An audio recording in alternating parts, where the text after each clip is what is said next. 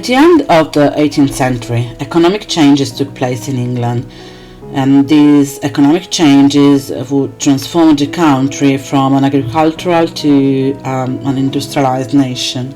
The origins of the economic transformation can be traced back to the Black Death, and the rise in living standards followed the Black Death.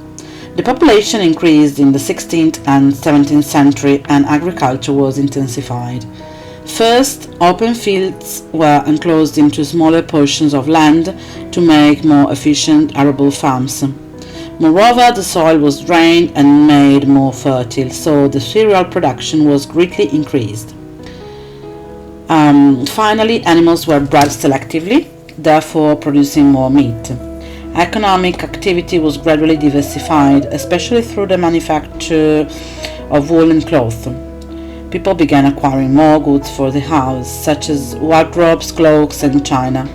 The clothing of ordinary people changed with the introduction of white linen underwear, of stockings, ribbons, and hats. Clothing marked the beginning of the Industrial Revolution because mass consumption of machine-made goods started. Cotton was the leading sector of the industrialization.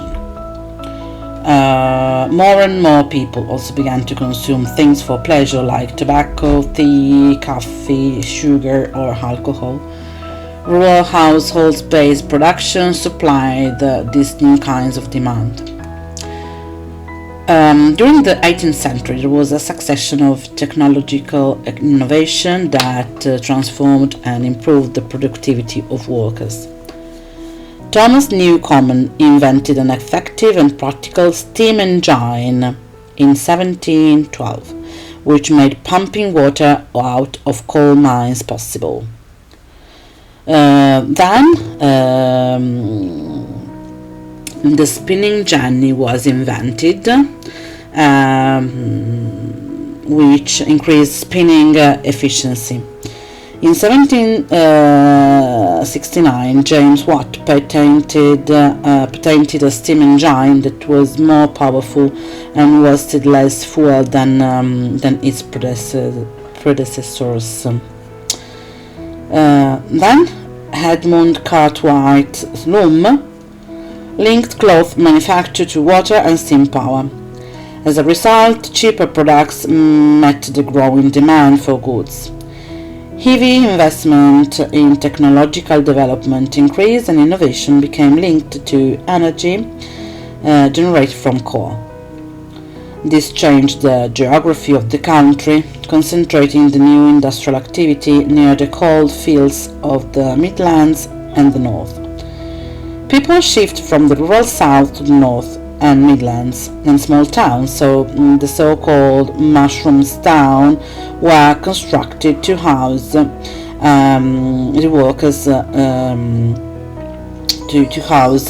the workers near the factory. So the factories were near the houses.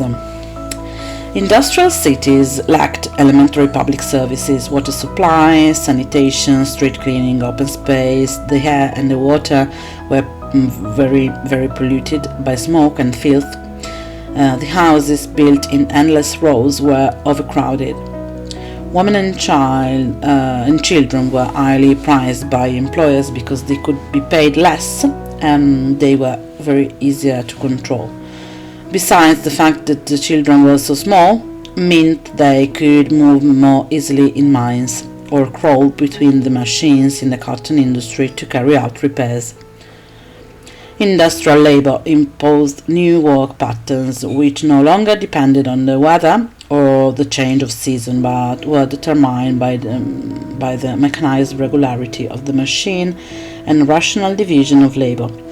Long working hours, about 70 hours per week, discipline, routine, and monotony marked the work of industrial workers. Food prices rose. Diet and health deteriorated with an increase in the mortality rate.